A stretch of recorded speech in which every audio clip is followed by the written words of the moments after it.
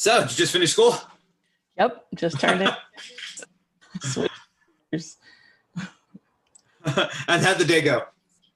Pretty good today. Pretty good. Did a lot of meditation with the theater students, so that it was good. That's awesome. Yeah, I can imagine that that's much needed this year. Absolutely. And do you have students in school with you?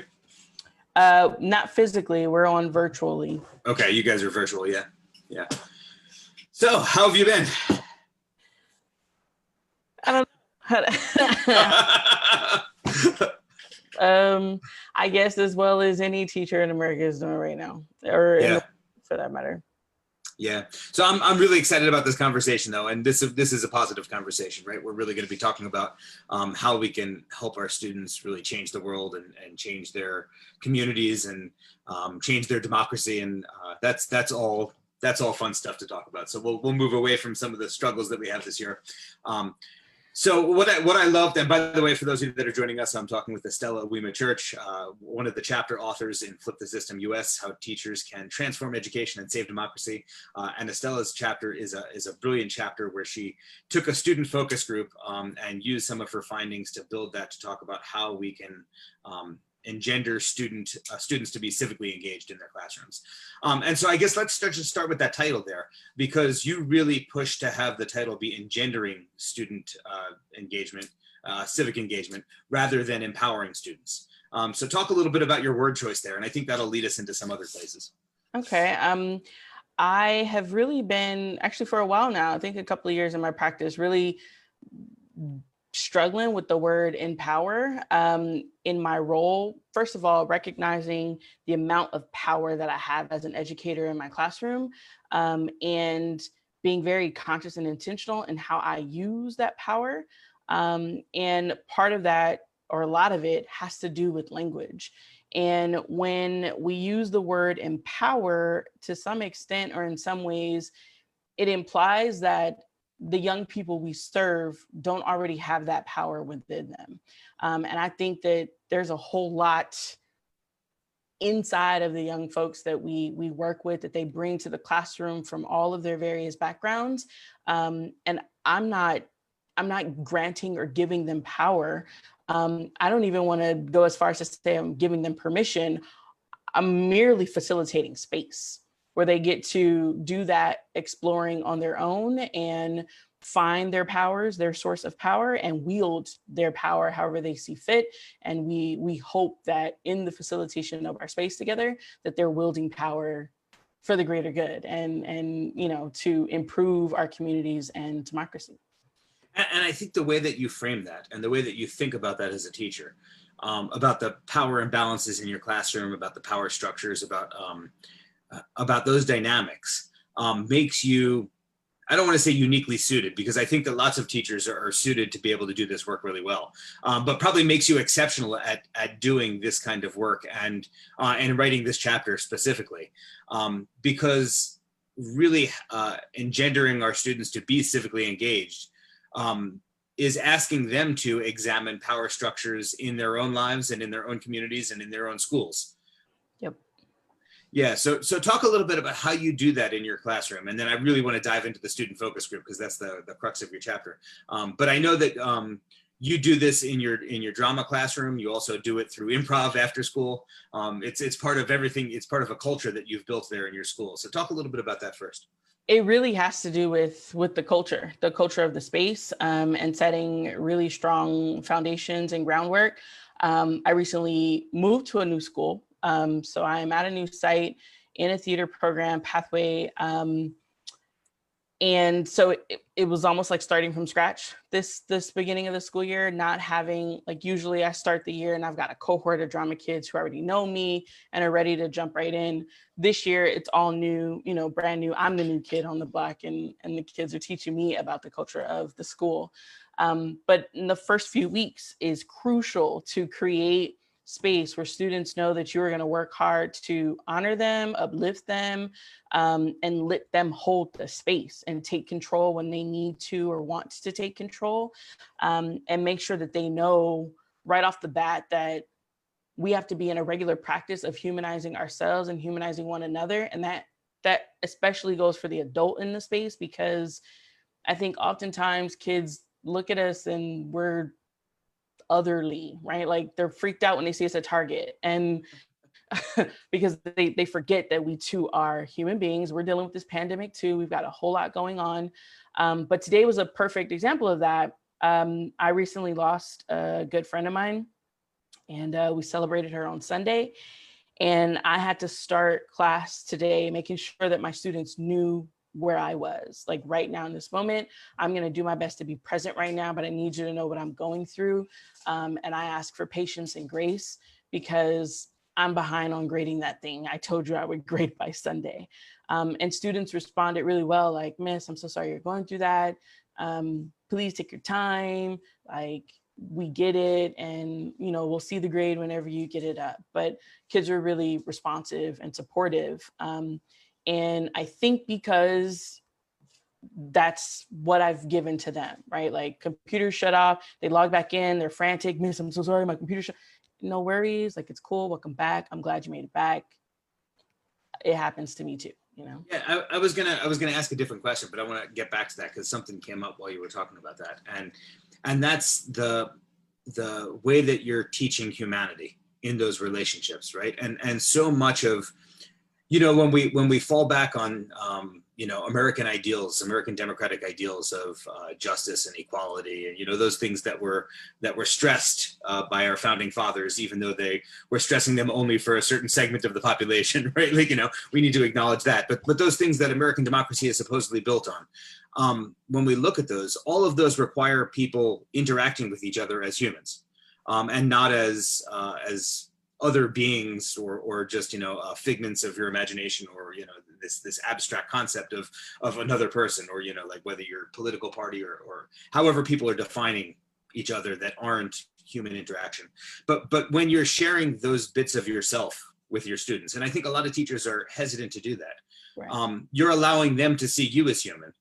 And then I would imagine just from knowing you and from knowing what you wrote, and from our conversations in the past that we've had, you also stress in your classroom, making sure that you are treating your students in that same way and showing them that you see them as human at the same time.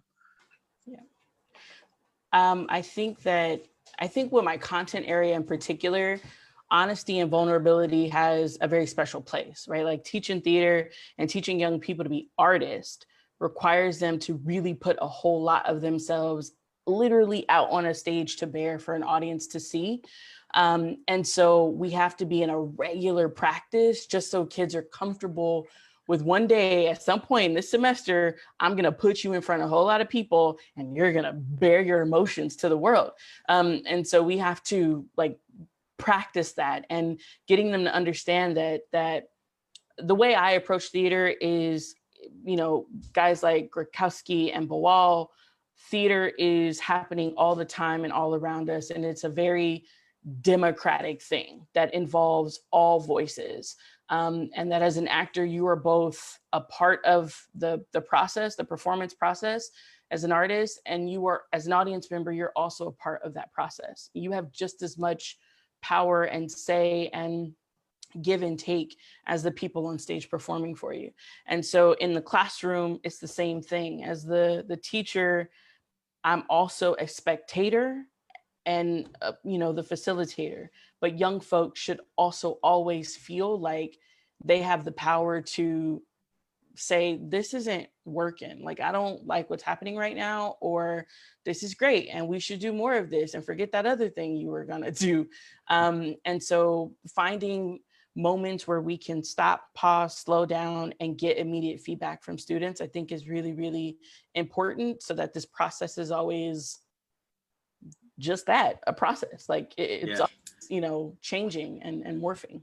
What I love about that answer, and people don't see behind the scenes of what it means to edit a book, right? And I don't know that I was fully aware of what it took before I dove into this project, having never done it before. But you start with this outline of all these amazing ideas that you want to bring together, and then inevitably some of them flesh out, some of them end up going by the wayside, others come in, right? And all of that process happens. But in one of the early versions of an outline that I had put together, there was a chapter on the importance of the arts in supporting a healthy democracy. And it just never fit in the book in the right way. And I ended up replacing it with some other chapters that we fit in there. But the idea, I still love that idea, right? And I think what you expressed there about your drama program and the importance of that vulnerability and the importance of being able to express yourself and to interact with others who are expressing themselves through the arts is such a key point. And we could dive into that, but I want to get back to what you wrote in your chapter. You were talking about shifting to a new school this year. And in your chapter, you wrote a section on the importance of learning spaces and what it means to students and their ability to go forth and be civically engaged. And I imagine you had to think about that as you, although you're teaching online now, but as you shift into this new role. And we live at a time where there are so many new teachers who define whether or not they're doing a good job based on whether their classroom looks like what they've seen on Pinterest or what they've seen on Instagram through edu celebrity Instagram folks out there. But that is not at all what you're talking about in your chapter. So share a little bit about that idea of what it means to have a learning space that really engenders students to go forth and do this kind of work. So having been at sites where it was really toxic, poor, discriminatory, and then to move to spaces where your work is honored and you as part of the teaching staff are valued, I had to get to a place where my conversations with young folks were about or recognizing that our space is not the things or the building or the cute posters on the wall. Like, our space is you and I. You and I can sit in a circle right here, right now, and we could have theater outside. We can have theater, in a classroom. We can have theater someone's driveway. We could have theater at the park. And my students and I have had to do that, right? Like, without having physical spaces or access to what a theater program should have, we've had to make makeshift spaces. And so, trying to heal the pain and the hurt, the trauma that comes with your space being destroyed or taken from you, I had to sort of coach them back, right? Even through my own pain and frustration, coach them back. And so we began really centering space around each other.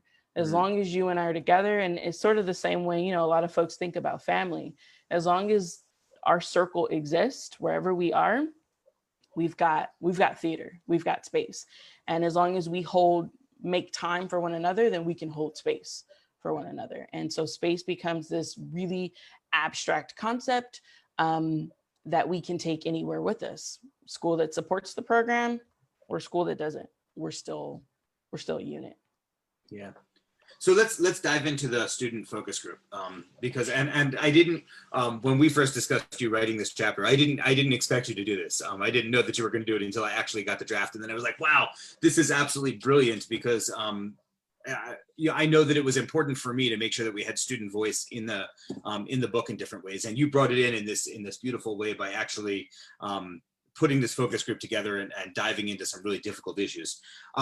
But first, tell me about the demographics of that group, because you made a point of mentioning them and being explicit about sharing those demographics when you shared what came out of the focus group. So tell me a little bit about that and why that was important to you. So the group of students I spoke with were students who I knew would be very candid and honest. Like, they were going to tell me exactly how they felt about everything. Even in forming the focus group, I asked the students who should be in this group. And the students were very adamant that you must make sure that with such a low representation of Black students on our campus, that a Black student is in this group or a Black voice is heard. They told me, with the level of discrimination that trans students are facing on our campus, you must make sure that trans students are represented in this group. With religious intolerance on campus, you must make sure that there are different religious groups represented in this group. and with a high population of students with special needs. And it just so happens that in our theater program, several students have autistic spectrum disorder or are on the spectrum. And so they said those students who are very crucial to our program should also be in the group. So I asked them all to, okay, we're going to get together, have a conversation, and bring a friend. Like who do you want to be in this group? And that's who's going to be in the group. So the group is 9th through 12th graders. The one thing that they all have in common is that at some point they have had me for a class, whether English, theater, or just kind of just hanging out in my room at lunchtime. But they know me, but it's a mixed group. So all genders, students who are non-binary, non-conforming. We have Asian, Black, Latinx, Chicanx, and students who identify as mixed race in the group as well, and different academic needs. The other thing that was really important to them, they said, Miss, we feel like every time something like this happens or people want to hear from students, they only want to hear from the kids who have honors and AP courses, and they don't want to hear from the rest of us. And so they were also adamant to make sure that that was mixed, that I had students who represented the AP population, but also students who didn't feel like they belonged in that group or were honors material. Yeah, I know I've read your chapter how many times and edited it, and I'm still getting goosebumps thinking about this because in the original flip the system model, the system was flipped down to teachers, and I think that's important. And we make the case in our book that the collective expertise of teachers has to drive the teaching profession. But one of the things that I really wanted to come through in this book, and it comes through in your chapter and in several others, is that unless we as teachers are willing to flip the system down to our students. Maybe we don't want students driving education policy the way that we want teachers in those kinds of spaces, because teachers deal with a wide variety of students and can speak for all of them, where students only have their own point of view. We still need to get to the lived experiences of our students. And the way to do that is for teachers to do exactly what we're talking about right here. And so hearing how you put this group together and how you were so intentional about making sure all of those voices were heard, it just gets me excited all over again. Like if I hadn't read your chapter, I would be dying to read it right now. And actually I may go back and read it again just because it's that good. But one of the things that, so after the demographics, the first thing that you write in that section on the student focus group is that they had a difficult time coming to a definition on civic engagement. Yeah. So a lot of themes came up in the conversation. It was more than 2 hours that I tried to transcribe. That's a lot of work, but more than 2 hours of them just having a very candid conversation. And ultimately they couldn't decide what they felt was good enough to be defined as civic engagement. I think they had a lot of different perspectives and views on what inspires them to get active or learn more or get engaged. And they came to some consensus in that regard, but some students, they were torn. I think they landed on not having a consensus, in that on the one hand, they felt like their generation has a very unique relationship with social media, and excuse the noise in the background, have very relationship with social media. And it can be used as a tool for democracy. It can be used to make change. On the other hand, they felt like, does that honor ancestors and everyone else who came before us, who went to the streets or went to the polls or whatever the action was of that time period, of that movement, of that issue? They felt like in some ways social media removes them from their connection to their heritage and their ancestors and leaders who came before them, and doesn't quite honor them. And so they were somewhere in between. They want to move forward with the advancement of technology and what their generation has to offer, while also learning from the past and bringing forth with them that legacy that they know exists back there somewhere that they may not have learned about yet. It strikes me as you're talking about that, how I wish that most of the consumers of social media were thinking about it in that kind of nuanced way, right? I mean, the term slacktivist goes around, people who are just posting their activist thoughts on Facebook and then not doing anything about it. But even just the way that Facebook is being used to manipulate different people, and your students are there thinking critically about, okay, what is the purpose of social media? Not only what can it do, but also what's it taking us away from? And I just think that's a if we can get our students to do that, like that's a huge win in itself. But there's some pressing issues that came through in the focus group that your students were really focused on. What were they really, and by the way, this fits right in with, I had interviewed Kimberly Eckert about her chapter, and one of the things that came through when she was talking about recruiting the next generation of teachers is that Generation Z, the kids who are in high school right now, are more focused on social good and changing the world when they get out of school than any other generation that has come before them. And I think we see that in your students too, right? So what are some of the issues that they are really passionate about? And actually, that you say that, it was something that, it was a bias of mine that I went into writing the chapter trying really hard to keep in check. Because in my mind, I was like, my kids are the greatest, and I know they're out here trying to change the world. But at the time, I was like, it may not be true for every Gen Z kid. And so I was trying to really keep that in check, which is actually something my students pointed out to me. And they're like, I think sometimes you're really optimistic. And so I did try to temper that a bit, but I agree with Kimberly on that. Some of the themes that came up, definition of civic engagement, activism was definitely one we kept talking about. They got into a long conversation about whether or not they even felt prepared to take action. And I saw this happen very clearly, or more so, this past summer. And as we went into quarantine after the murder of George Floyd, students immediately reached out. A lot of students from this focus group reached out and said, Miss, what do I do? Like, I need to do something, but I'm not prepared, like physically. I don't know what to do. What do I put in my backpack? What do I take with me if I to a protest? Like, so feeling prepared, fully prepared to take action. And so then we ended up engaging in a series of teach-ins this summer on different topics they felt they needed to be prepared. They talked a lot about what inspires them to take action. They talked a lot about planning to engage, like how they go about creating their creative process and using the arts to engage on different issues and topics that matter to them. And they talked a lot about how school and educators can show up and support them throughout this process. Some of the stuff in thinking about whether or not they were prepared to take action, students felt like because of social media, they have this sort of general global awareness that younger students probably, or students before them probably didn't have, having all the information at their fingertips. But they also felt like they don't necessarily have all the critical thinking skills in order to decode everything that's on there. So oftentimes a student would just walk in my room, go, Miss, I heard this word. Can we talk about it? What does this mean? And we had a great conversation once on intersectionality because a student saw a post on Instagram, walked into class, I'm setting up, getting ready to start the lesson. But wait, Miss, I saw a post on intersectionality. I need you to tell me what that means. And a lot of conversations have gotten started like that class.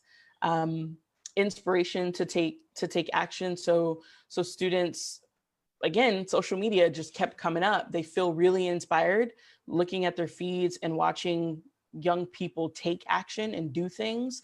And so they want to, I mean, folks like Greta came up in our conversation, Brianna Fruin and Samoa came up in our conversation, and a lot of other young leaders, David Hogg and the students in Florida. They're watching each other and taking note, and also are really interested in collaboration in a way that I haven't seen, I think, before in my career. But yeah. So as we're talking, I'm thinking about, so you're in Los Angeles, where you teach, and I'm thinking about like more rural areas or other parts of the country where the kinds of issues that you're talking about now, whether it's climate change or the protest after George Floyd, the Black Lives Matter movement, are much more politically difficult for students, right? And might not even be necessarily the issues that students want to get involved in, right? How would you advise teachers in those kinds of areas to build relationships with students, keeping a focus on those democratic ideals of equality and justice and those kinds of things that we traditionally hold as foundations of our democracy, but yet navigating the political difficulties there? And that's a really difficult question. For one, I think teachers need to just accept that no classroom is apolitical, right? Like our space and our role in this world, like I said earlier, we have a great deal of power, and we have to, I'm not saying wield the power willy-nilly and just like go dictator on any space, but you have a lot of power, and recognizing your power and also recognizing that your space is not apolitical, because everything that they take away from you and from your time together is going to shape them and mold them into the leaders we need them to be. And so shying away from really difficult conversations is not the way that we do that. Building relationships and making sure the students know, no matter how they fall on an issue, that you're going to love them no matter what, and they're going to have a space no matter what, is really important, right? Like, it doesn't really matter. Well, it matters, but you can say what you feel you need to say. I'm going to support you through it. I'm going to listen to understand wherever it is that you're coming from. And at the same time, if we are teaching explicitly empathy, tolerance, and love, right? Like this idea that you don't have to do anything to receive love and respect, right? If we're teaching those explicitly, then the group, the whole team, whole space, ensemble can support that student, even if their idea seems super divergent from everyone else. We can still have that conversation in a very loving and supportive way, and remind anyone sharing whatever their opinions are, free to share, but so long as you are not causing pain to someone else, because, and it's a balance, and sometimes it's difficult for teens to understand right away, understandably so, but it takes practice, right? Like all these words we're talking about, these are action verbs. To empathize, to love, we have to practice each and every one of them, to humanize. And so if a kid stumbles, we're gonna pick them right back up, let them know, absolutely okay that you feel that way. Let's talk about it. And really just working through stuff. And oftentimes students will find that they'd much rather land on empathy and love. And so even if they still feel like this ideal they were brought up with, or, their parents have taught them, or they're most often willing to just sort of not go against their parents. They love their parents too, but they find a space in between that they can sort of coexist in for a while, at least, until they fully, grow up. And it's a fantastic answer, and what you mentioned, those qualities that you're talking about, love, empathy, treating each other as humans, and humanity. I think from having talked with hundreds, thousands, whatever, pre-service teachers during my time as Teacher of the Year and Global Teacher Prize finalist, traveling all over, every teacher chooses the profession because they believe in those things, right? No one goes in as like, I'm going to love 2/3 of my students and the other third, but like everyone who goes in is like, I'm going to love all of my students, right? It's what we believe as teachers. And I think that it makes us well-suited, well-positioned to teach these very things, regardless of what classroom we're in. And if we just keep those as the foundation of everything that we're teaching, and remember, just as you mentioned, that everything we do in school is political, right? Every choice that we make, every book that we choose to use, every teaching method that we use has consequences that are shaping future members of our democracy. And that's in most school mission statements, right? It talks about, we're going to produce good citizens, contributing members of society, whatever it happens to be, right? We just need to actually follow those missions and actually do them, right? Make sure that our practices meet our mission. But your student focus group also had some suggestions for teachers and for schools on how schools can do this better. What did they say about that? I'm gonna go through some of what they said, but I think most importantly is to listen, to truly listen and hear them out. I think a lot of times adults in education spaces, we go, yeah, we want to hear from young people. We ask them to show up, fill out this survey, be at this forum, but then we don't actually listen because our egos are in the way. We get super defensive, and we immediately attack or tell, yeah, I don't, what you're saying, I don't think is true because, you know, we created this one program this one time. And that's not what kids are asking for. They're asking you to really listen to them. Some of the stuff that came out the study. Yeah, hold on, wait. I want to jump on that just for a second, right? Because it strikes me that, you know, so many elementary schools, and I'm in elementary school, so I know this, right? We give out these like good citizenship awards. We don't in my school, but I know that lots of elementary schools do. And that good citizenship award is based on like who followed the rules best. Right, which is exactly antithetical to like what being a good citizen is. A good citizen is someone who is thinking critically about what those rules are and what the power structures are and how they can be improved to make sure that we have more equality and justice. But yeah, I'm going off on a tangent. So go ahead and tell me.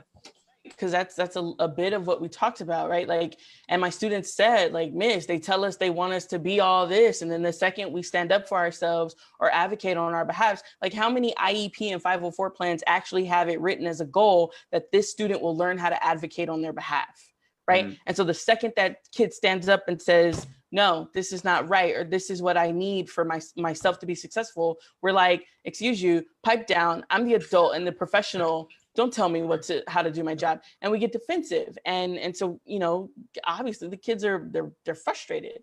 But students believe that all educators and administrators should encourage civic action among students, even if, and especially if it disrupts the regular school day or function. And so this came out of a conversation when students tried to organize on the campus I was previously at around the murder of Mike Brown. They were shut down and attacked by the police department in the community. When they tried to organize for LGBTQ teens on our campus after the Club Pulse shooting, they were attacked. They were banned from performing Shakespeare altogether. When the shooting in Florida happened, students on campus immediately wanted to do something for their neighborhood. They were shut down and told, if you walk out, you might face suspension and expulsion. So kids said, you cannot ask us to be global leaders and citizens and, you know, whatever else is in your mission statement, and then shut us down the moment we're moved to actually take action and do something for our peers and for our community. They believe that all educators should spend time within the class day teaching about and exploring important topics like climate change, racial justice, LGBTQ visibility, police brutality. They think that all of those topics, especially ethnic studies, should be embedded into the culture, weaved into our content areas. It should not be that every literature class you go into, we still have to read a text where, you know, I have to come to the chapter in Of Mice and Men where the N-word is used several single times, and I might be the only Black kid in the class, and no one, we're just going to pretend like we didn't just say the N-word 10 times when we read that chapter out loud.